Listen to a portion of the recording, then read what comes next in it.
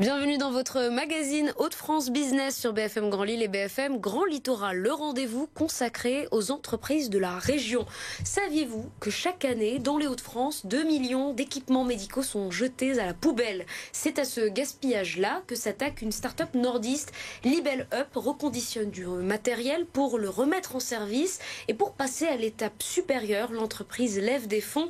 Son fondateur, Quentin Brassard, est notre invité ce soir. Bonsoir.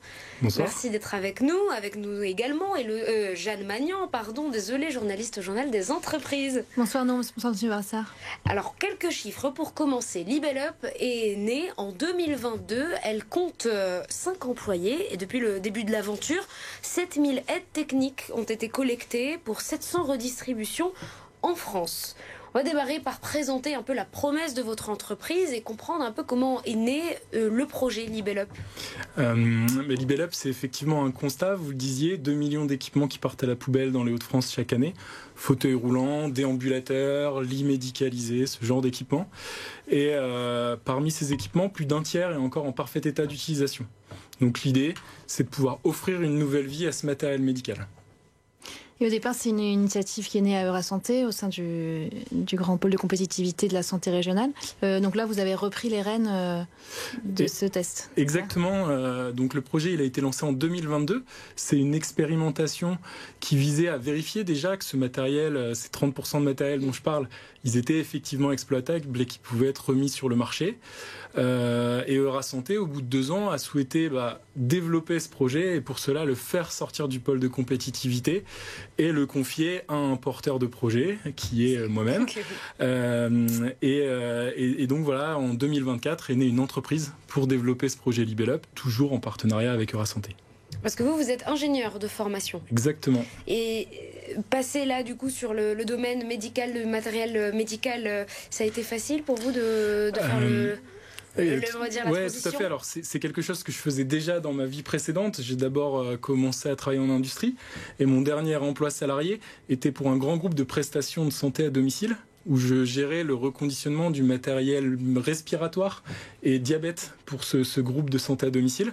Donc finalement, ça a été un bel alignement de planètes qu'en cherchant un projet autour de l'économie circulaire, j'ai été mis en lien avec Eurasanté pour développer Libel Up. Et nous, quand on parle de matériel médical, en l'occurrence, on parle de quel type de matériel et qu'est-ce que vous en faites? Comment vous le collectez? Qu'est-ce que vous en faites? Nous, on adresse le marché des aides techniques, donc tout ce qui vient compenser un handicap. Fauteuil roulant, déambulateurs, béquilles, lits médicalisés, chaises de douche, chaises percées, etc. On va collecter ce matériel médical chez les particuliers, les établissements de santé et on a également un réseau de points de collecte où vous pouvez déposer votre matériel médical. On va ensuite récupérer ce matériel, faire un premier tri. Quand je dis on, c'est nos partenaires entreprises d'insertion qui s'en chargent.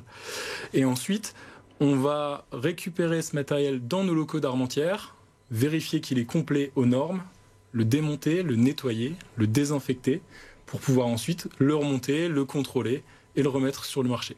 Vous avez évoqué vos nouveaux locaux à Armentières, ça c'est un déménagement assez récent, septembre dernier. Pourquoi avoir déménagé? En fait, j'avais récupéré les locaux qui faisaient suite à l'expérimentation portée par Eurasanté. On était un peu à l'étroit et il nous manquait quelques éléments pour vraiment passer aux normes de santé. Donc il était important de déménager et on a trouvé notre bonheur dans une des ruches de la métropole européenne de Lille, la ruche d'entreprise d'Armentières, dans laquelle on se sent vraiment bien et on a pu installer un certain nombre d'équipements qui nous permettent d'atteindre les normes professionnelles. Et c'est une fois remis en état, ces matériels, donc ils sont distribués à qui et par quel biais? On redistribue aujourd'hui le matériel sur 2 axes. Il y a une partie qu'on appelle action sociale, où en fait on est financé par des fonds de solidarité pour donner du matériel à des gens dans le besoin. Des gens qui vont renoncer à l'achat du bon équipement faute de moyens. Et puis on a développé, et c'était tout l'objet de la création de cette start-up, une activité commerciale qui vise cette fois à fournir du matériel aux professionnels de santé, établissements de santé et loueurs, parce que pour l'instant le matériel d'occasion n'est pas remboursé par la sécurité sociale. Donc les revendeurs de matériel ne sont pas intéressés pour proposer ce matériel à leurs clients. Et ce matériel remis en état est très avantageux financièrement, c'est l'argument aussi que vous mettez en avant. Effectivement, je vous parlais d'un gâchis, on est sur un gâchis écologique. Plusieurs centaines de milliers d'équipements qui partent à la poubelle dans les Hauts-de-France, mais on est aussi sur un gâchis financier parce qu'en achetant du matériel neuf, aujourd'hui, un établissement va dépenser un certain budget. nous on vend ce même matériel avec les mêmes garanties, 40% moins cher. Et les normes sont les mêmes sur les... Enfin, vous arrivez à atteindre les mêmes niveaux de normes et de garanties sur le reconditionné que sur le neuf? Tout à fait, on va revérifier complètement forcément l'état du matériel, d'où le fait que on ait un fort pourcentage, un fort taux de perte, parce qu'on est obligé d'être très sélectif. On va utiliser des pièces détachées, si besoin de réparation, qui sont celles d'origine des fabricants. Et on va revérifier le protocole de vérification correspond exactement à ce qui est fait par les distributeurs de matériel qui font de la location, par exemple. Alors, quel est l'objectif maintenant de cette levée de fonds?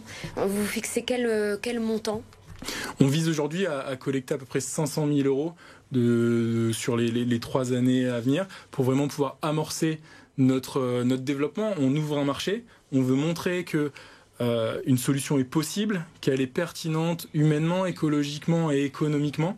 Et donc on a besoin de fonds pour ça, pour à la fois équiper nos nouveaux locaux dont vous évoquiez le déménagement en septembre. Et puis également, c'est un nouveau marché à ouvrir et ça demande beaucoup d'efforts au niveau commercial et opérationnel. Parce que là, vous êtes complètement précurseur en France sur ce marché. Ça n'existe pas, c'est un angle mort. Il existe aujourd'hui un acteur qui s'est lancé dans plusieurs régions, mais pas dans les Hauts-de-France, qui s'appelle Envie Autonomie, qui a lancé son propre réseau de boutiques, et un certain nombre d'acteurs associatifs locaux. Nous, on décide vraiment d'être à l'échelle de la région et d'être au service direct des professionnels de santé et non pas en direct des patients. L'idée, c'est que d'un côté, il y a les distributeurs de matériel médical qui sont vraiment professionnels de santé, qui vont accompagner le patient dans le choix, la prise en main, la prise en charge de son matériel. Nous, on est vraiment le professionnel du réemploi qui va se spécialiser dans la collecte et la remise en état de ce matériel. Alors là, à ce stade, vous êtes encore une petite équipe de 5 personnes. Est-ce qu'avec ces moyens supplémentaires, vous pourriez créer davantage d'emplois? Vous avez prévu de grossir les effectifs? Exactement. Alors, on est 5 personnes aujourd'hui dans la structure Libel Up. On a également, je vous le disais, des partenaires entreprises d'insertion qui travaillent, donc 2 à 3 équivalents temps plein qui travaillent pour nous dans le Pas-de-Calais, le Dunkerquois et la métropole lilloise. On projette d'ici 2027 de créer à minima une vingtaine d'emplois dans la structure et au moins autant chez nos partenaires d'insertion. Merci beaucoup Quentin Brassard, fondateur donc de Libel Up basé à Armentières. Merci d'avoir été avec nous ce soir. On continue tout de suite avec l'actualité du Journal des entreprises.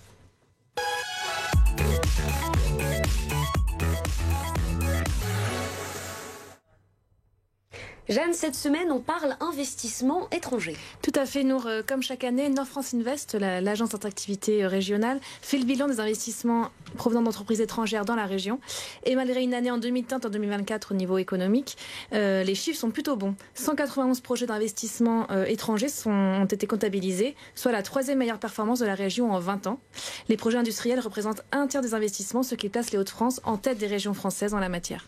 Et on observe une évolution dans l'origine de ces investissements. Oui, il y a une nouveauté, c'est que traditionnellement, c'est la Belgique qui est le premier investisseur chez nous. Et elle est détrônée cette année par le Royaume-Uni pour la première fois. Et d'où proviennent 15% des projets et 24% des créations d'emplois en 2024. Et les États-Unis et la Belgique sont ex-aequo juste derrière à la 2e place. Merci beaucoup Jeanne. Et donc cet article est à retrouver sur le site du Journal des entreprises. Nous, on se retrouve demain dans Planète Locale, focus sur la préservation des dunes de Flandre. Et en attendant, je vous souhaite une très belle soirée.